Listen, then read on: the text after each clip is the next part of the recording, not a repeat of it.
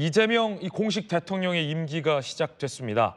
공식 일정 개시를 앞둔 이 대통령의 사저에 저희 취재 기자가 나가 있습니다. 기자 연결하겠습니다. 박자은 기자가 나가 있군요. 박 기자, 현장 분위기 전해주시죠.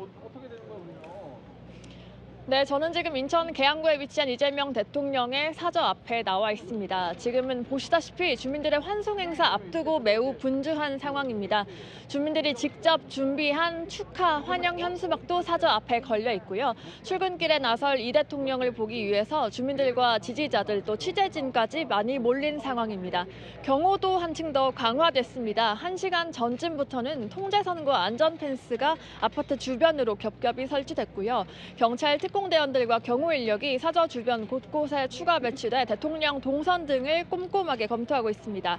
앞서 이 대통령은 어젯밤 개표 윤곽이 나온 직후에 김혜경 여사와 함께 사저를 나섰죠. 국회 앞을 찾은 이 대통령은 당 관계자들과 지지자들에게 국민을 통합시키는 대통령의 책임을 결코 잊지 않겠다고 메시지 전했습니다.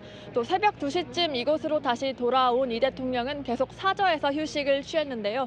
잠시 뒤 환송 행사가 끝나면 사저를 출발해 공식 일정부터 소화할 예정입니다.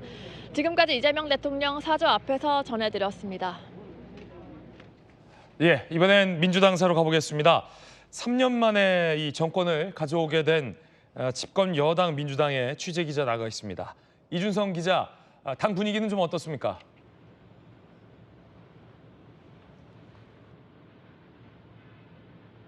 네, 저는 지금 여의도 더불어민주당 중앙당사 앞에 나와 있습니다. 대선 승리의 밤을 뒤로하고 당직자들이 하나둘 출근을 하고 있는데요. 3년 만에 이뤄진 정권 재창출에 민주당은 상당히 고무된 분위기입니다. 오늘 새벽부터 민주당 의원들이 릴레이로 SNS 프로필 사진을 21대 대통령 이재명으로 바꾸는 등 승리를 자축하고 있습니다. 171석 거대 집권 여당이 된 만큼 각자 포부를 드러내고 있는데요. 오늘 대통령을 대신해 당선증을 대리 수령한 박찬대 상임총괄선대위원장은 이재명과 함께 새로운 대한민국을 반드시 만들겠다고 했고, 윤호중 총괄선대본부장도 성공하는 국민주권 정부를 만들겠다고 다짐했습니다. 김동연 경기지사도 이재명 대통령과 사기 민주정부의 성공을 위해 힘을 다하겠다고 했습니다. 다만 득표율 과반을 기록하지 못한 만큼 당내 일각에선 과도하게 들뜨기보단 겸손함을 유지하려는 분위기도 감지되는데요. 박수현 공보수석 부단장은 김문수, 이준석 후보의 득표율을 더하면 질 수도 있었다면서 국민을 섬기겠다고 말했습니다. 민주당은 오늘 오후 3시 이곳 중앙당사에서 선대위 해단식을 열 예정입니다. 지금까지 민주당 중앙당사에서 전해드렸습니다. 네, 이번에는 이 대통령의 취임 선서가 열릴 국회로 가보겠습니다. 국회에 우리 이혜주 기자가 나가 있습니다. 이 기자, 행사 준비 막바지일 것 같아요. 어떻습니까? 네, 이곳 국회는 취임 행사 준비로 꽤 분주한 분위기인데요. 이른 시간이지만 취임 행사 준비를 지켜보려는 시민들 모습도 보이고요. 경호 인력도 더 많이 늘어났습니다. 취임 행사는 통상 열리는 대규모의 취임식이 아니라 선서식 위주로 간단히 진행됩니다. 오늘 오전 중앙선거관리위원회가 전체 위원회를 열어 대선 개표 결과에 따라 이재명 후보를 대통령 당선인으로 확정했는데요. 이로써 이 대통령의 임기는 6시 21분을 기해 시작됐습니다. 선관위는 임기 확정 직후 대통령의 대리인인 박찬대 원내대표를 통해 당선증도 교부했는데요. 이 당선증 국회에서 이 대통령에게 전달될 예정입니다. 이 대통령은 조금 뒤 국립서울현충원을 참배합니다. 이후 취임선서 참석을 위해 국회 로텐더홀을 찾을 텐데요. 인수위원회 없이 바로 정부가 출범하는 만큼 취임사 위주로 간략하게 진행되고요. 참석 인원은 국무위원 등 300명으로 제한했습니다. 행사가 진행될 동안 현충로와 노들로 국회대로 일대 일부 구간은 교통도 통제됩니다.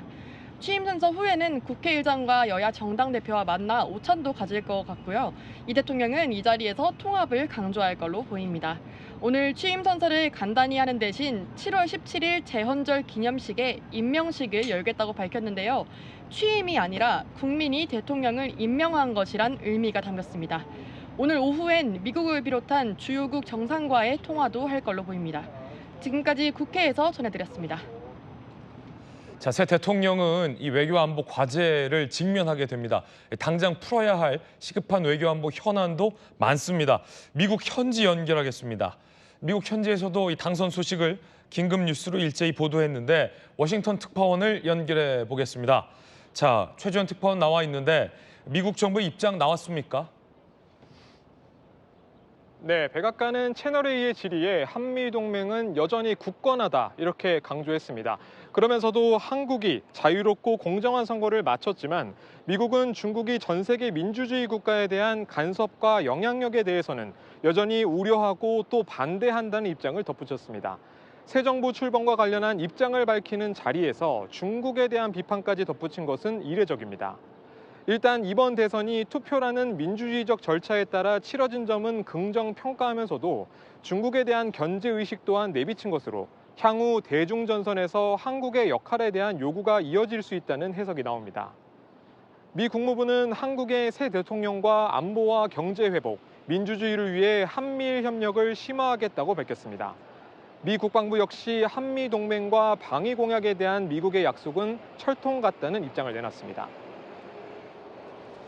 네, 트럼프 대통령과의 이 첫 통화 시점은 언제쯤으로 보입니까? 네, 이 대통령과 도널드 트럼프 미국 대통령과의 첫 통화 시점도 관심인데요. 이 대통령이 오늘 한국 시간 기준으로 오전 6시 21분부터 공식 임무가 시작됐기 때문에 이곳 워싱턴에서도 이 트럼프와의 첫 통화 관련 논의가 활발하게 진행 중입니다. 역대 사례를 종합할 때 한국 시간으로 오늘 중 통화가 이뤄질 가능성이 있습니다. 트럼프의 경우 오늘 특별한 일정이 없는 것으로 알려졌는데요.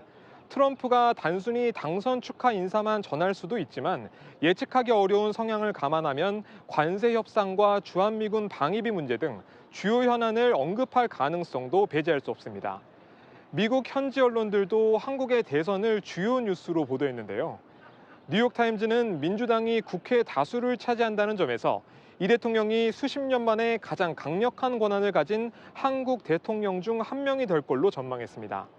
그러면서도 한국의 경제 회복과 트럼프 행정부와의 관세 협상, 미중 사이 외교 전략 수립을 주요 과제로 꼽았습니다. 지금까지 워싱턴에서 채널A 뉴스 최주현입니다. 네, 국회와 워싱턴까지 현장에 나가 있는 특파원과 취재 기자들 연결해서 생생한 소식 전해드렸습니다.